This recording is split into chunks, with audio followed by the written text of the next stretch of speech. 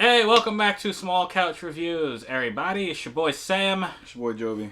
Hopefully you saw our last video where we talked about Avatar, the 2009 film. Mm-hmm. We did a recap and review, and then we said we would watch Way of Water.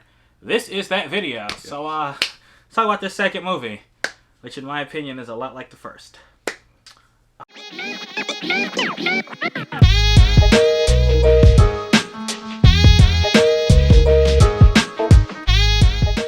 Alright, so, Jovi, I'm gonna let me up. Always forget. Please, if you like our videos, he probably has something to say. But if you like our videos, please go ahead. Hit that like button and the subscribe button. It'll really help us out. And thank you for doing so. So, let me go ahead and go first on this one. Do it. Go for it. I'm gonna try to knock out everything really quickly. Alright, so Way of Water, the second movie, 13 years later. I'm gonna say off the jump, I don't think it was worth waiting. Like, if you were waiting for this movie for 13 years, I don't think it was that great. Not like an Incredibles 2 or anything. Oh, man. Amazing. But, I do think I liked it. I'm gonna say overall, I liked this movie more than I liked the first one. I think I definitely liked the characters more. So, this movie, or let me actually say what this movie's about. I'm gonna have some plot details, but no major spoilers here. So, Jake Sully, the man turned Avatar in the first movie, it's been like probably 13 years that he's lived on Pandora. Mm-hmm. And he's developed a family. He has 3 kids of his own, plus 1 adopted child who was born from his friend Grace, somehow. The Grace from the first movie. She was also an Avatar, and apparently she conceived a child somehow. So he has 4 kids. In a tank. And a what? In a tank. Oh yeah, she was conceived in a tank. Right. So he has 4 kids. His human friends from the first one still live on Pandora with him and help him out. But the Sky people, the evil for no reason people from the first movie that were sent off and jettisoned back to Earth. Mm-hmm. So yeah, he's living with his family in the forest, and then all of a sudden, the Sky people come back to Pandora. Yep. The first time it was they wanted that mineral called unobtainium. Mm. Now this time they're basically like, yeah, we kind of destroyed the Earth, so we need a new place to live. We need your planet. Yeah, and like the general basically says, yeah, we gotta pacify the native people. And she says it so nonchalantly. She basically says, yeah, we have to commit a genocide here to wipe everybody out so we can live here. And yeah, that sounds about right. And what's funny, I didn't point this out in the first one. Now, I'm sorry I'm going on a tangent here, but did you notice? Like, these people represent the planet Earth, right? Mm-hmm. Mm-hmm. Have you noticed how they're all Americans? Yeah. Except for the scientists. Some of the scientists. Everybody else is Americans. Well, I think, if the scientists, they might be like, like their ethnic background might be different, but they're Americans. They're Americans. Everybody. Like, yeah. Yeah, so I guess America is the world. Anyway. I just something I noticed in this movie. The creator is a white man, okay? Alright, but I mean, it is what it is. That's what it is. Yeah, this movie. So basically they come back. They need to wipe everybody out, and they are specifically after Jake Sully because he's the leader. And they think if they it's like cutting the head off the snake. If they take him out, then everyone else will just fall down. So what does Jake do? He leaves and goes to another part of Pandora that is mostly aquatic. He goes to another clan that lives in the water, and hence the title, Way of Water. Mm-hmm. So yeah. You don't... I leaned over and was like, I didn't think it was going to go this way. This is, like, in my head, I'm like, this is a little more compelling story. Yeah.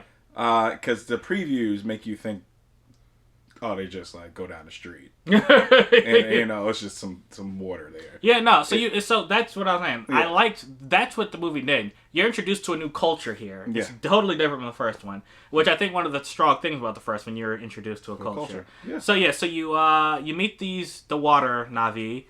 Jake Sully, he's new to them as well. So him and his family, and that's probably some of the best parts. Like seeing these characters interact. I love seeing his children interact more. Like, I think because there aren't as many human characters in this movie getting screen time, I think that made it better. Because, everything with the Na'vi and what they do and seeing their ways was really interesting to me. Awesome. Yeah, I thought that was really cool. And there was a lot more of that, which is why I think this is ultimately better than the first one. Yeah. What else?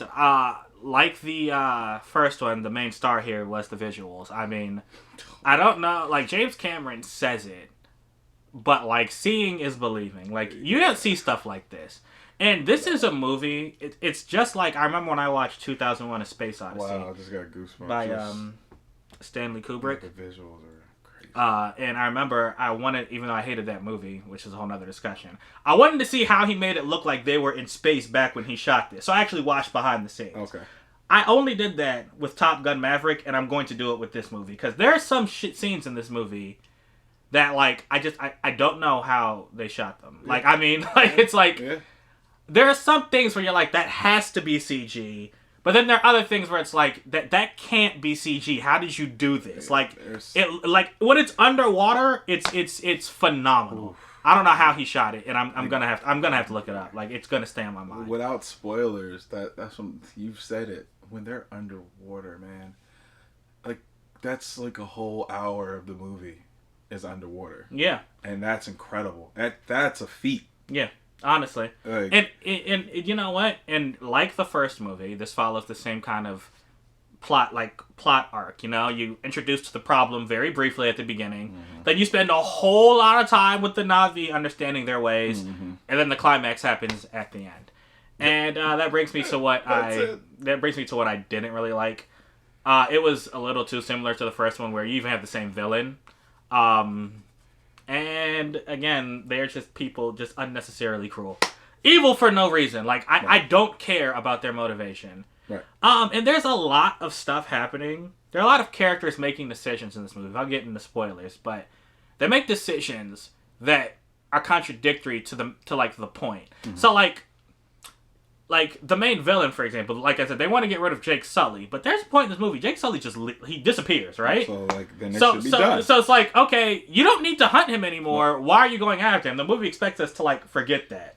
Right. Right. Like, same thing with, I mean, like, if they're playing us to exterminate everybody, like, I mean, like, why aren't you focused on that? And then, I mean, Jake himself, and they show that they can do it too. Yeah. And then, I mean, while Jake is adapting to this new culture, him and his family, there are other just decisions that are made that are like, well, it doesn't make sense for you to do this. Like the main point of you trying to, like, come here, for you to, like to escape and, you know, join these people, like, mm-hmm. like you're like, there are certain things he does that it's like, you know, you're kind of like drawing attention, or you're kind of like you're not blending in well, basically. No. At all. Yeah, and he doesn't make a lot of good decisions in the movie, I'll say. Doesn't make good decisions since the first one, because it's like this idea that you are Na'vi now. You're still an American soldier, and he still thinks like that, and they showcase that a lot. Yeah, they show that. I mean, he talks to his family like they're soldiers. Yeah, like his brain is still. Yeah, he's still a Marine. Yeah, man. So I mean, honestly, it's very similar to the first. If you like the first one, you'll like this one. If you didn't like the first one because you thought it was too much like a Pocahontas or The Last of the Mohicans, or you know, you've seen that story 1,000 times. This one doesn't have that motif. And I definitely think the addition of his kids, who take a lot of the screen time, I love it. They are the main stars of this movie, and I think they are a lot better than he and his humans were in the first movie. Those kids need some awards, man. Yeah, I don't know about all that. No, I enjoyed. It's I think because lately this has been a trend. You know, when we were kids, that was the trend. Now it's coming back, like kid actors. Oh, okay. Yeah, like, and it's like that was, like you're saying, like, there was a good 50% of the movie was with them. Oh yeah, they took a lot of screen time. I enjoyed watching them and seeing their interactions with, like, his kids' interactions with the new culture. I thought that was cool. And yeah, I mean, and they're all likable. Unlike the first one, where everyone I was just like, I could take you or leave you. These people, I actually enjoyed them. They were likable. I could relate to them. So I thought they were cool. Yeah. Outside of that, I thought the villains, like, again, they were the worst part of this movie. Antagonists. Yeah, the antagonists. Same thing with the same problem, and they're just angry and they're cruel for no reason. Yeah. There's a lot of stuff that happens that like kind of takes you back. Like, I kind of sat there and was like, did you have to go this hard to prove your point? Yeah, exactly. That's going for But James Cameron and going to like the characters. I think so just like I noticed in the first one how I recently noticed when we rewatched how he was basically making a movie about the climate. Yeah. He's doing the same thing here. It was about our oceans. Yeah. Definitely. Yeah. And he showcased, oh my gosh, if you're horrible to the oceans, this is what could happen. So, I mean, good for him for putting this message in the movie, I guess. I like the message. The movie itself, again, it could have, I feel like it could have been better, even though it was better than the first one. And it was way long. It is 3 hours long. They could have cut a half hour out this movie. And that's it. That's all I'm going to say. It's too long. What you got, bro? It's too long. It's too long is what I'm going to say for the third time. It's too long for the fourth time. It's like, I actually liked it. I was engaged. I cared about the story. Comparatively to when I first saw Avatar, I was like, okay, this is cool. Second time we saw Avatar, I was like, okay, cool. And then when we recently saw it, I was like, this wasn't that great. It looked great. Oh my gosh, he can talk as much shit as he wants about CG for the rest of his time. Yeah, man. Because whoever he's hiring and whoever spent all the budget on, it was worth it because this movie is seamless. Mm-hmm. You cannot say that about. There's only one part, and I'm not going to spoil it. Me and Sam will talk about it. With just one part that looked horrible. But every movie has it. Every movie has it. But the environments, these fake machines, the animals. Yeah. We got introduced to all these sea creatures. Yeah. The way that the other tribe looked, their features, how they differ from the jungle Na'vi, like these are these little details. I'm like, yo, okay, man, I see it, and I reach out. I was like, I could see how they could make one more. I said one more, not 5 of these. I could see a final movie and just let it go. Yeah. It's hard to imagine, like this came out of James Cameron's head, it didn't come from something that existed before. Right. He just like made all this up. Like it's crazy. And it's an amazing feat. Just stop talking shit, dude. So that's what I don't like. I'll give props. I didn't go in this like, oh man, this joint's gonna be trash because he's talking all this mess. It was a decent movie with a decent plot line with some really awesome new characters. Cool. Again, as I've agreed, I'm tired of this main antagonist. I would have loved to see 2 tribes go against each other. Yeah, that would have been cool. Like, and then a resolution to make sense for a third movie. The ending of this made me kind of upset because I don't care for this to be continued. This is going to be the same thing is going to happen again. Yeah, like I get like it's going to the third movie, y'all. Is going to be the first one and the second one, and then they're going to be older. Yeah, the sky people, the human. Like I get so the humans are bad. And I don't want to do any more. I don't want to do any spoilers, but it's just like I could probably write the third one right now. Because if they do take time and they stay away for a long enough time, then civilization will continue to build itself, and then you'll see the different tribes, including the Sky People's tribe, grow. Yeah, that is the third movie. And the bad. I'll continue, man. There's some cheesy moments. Cheese, just cheese, like. Ew, cheese.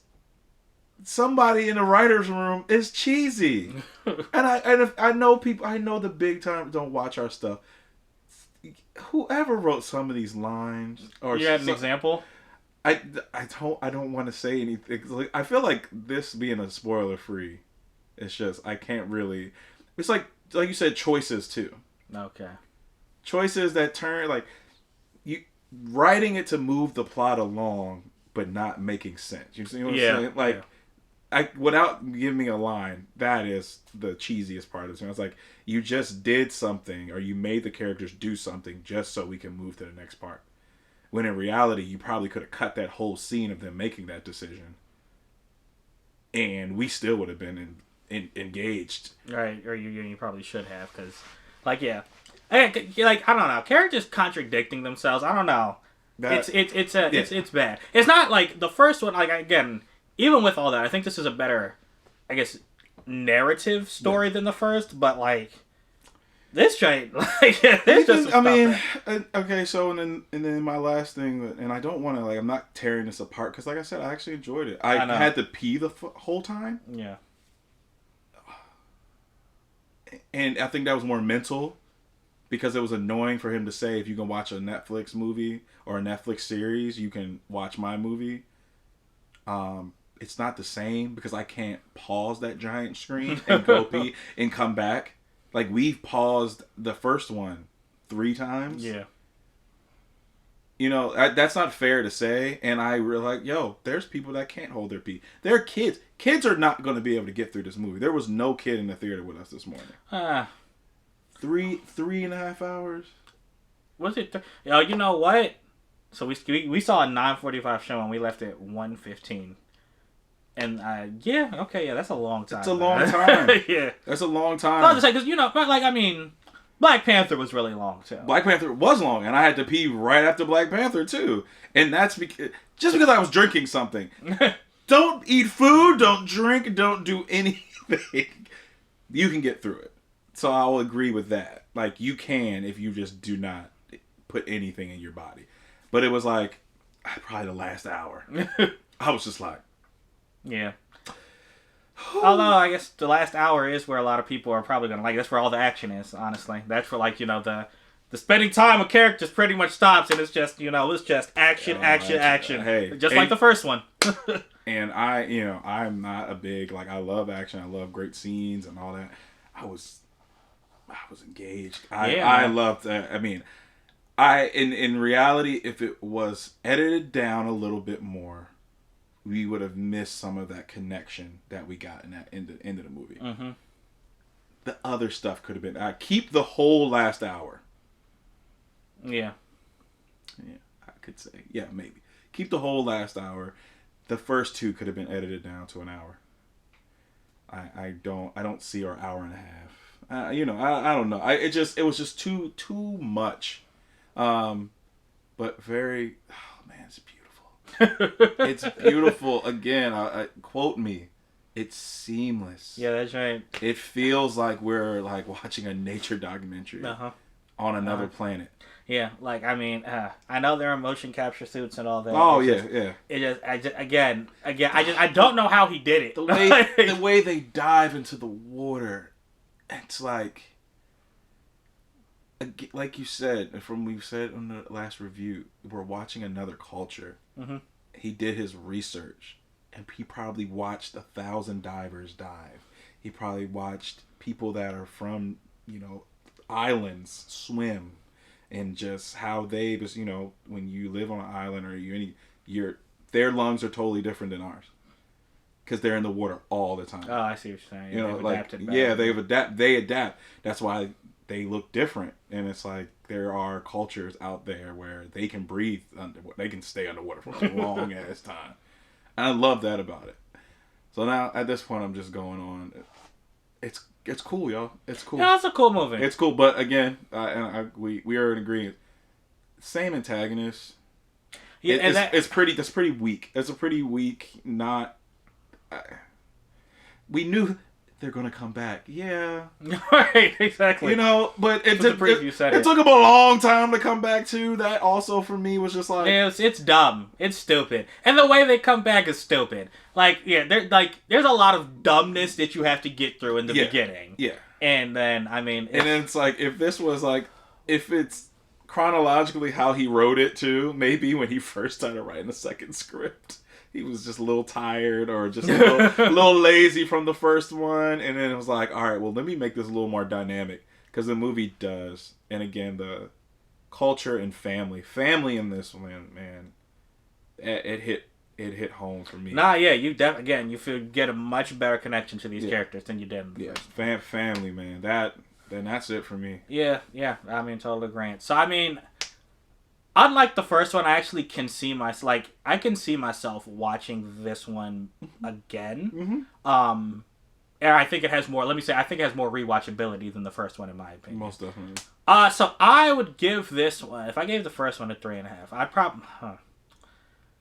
I'll give this one a 4.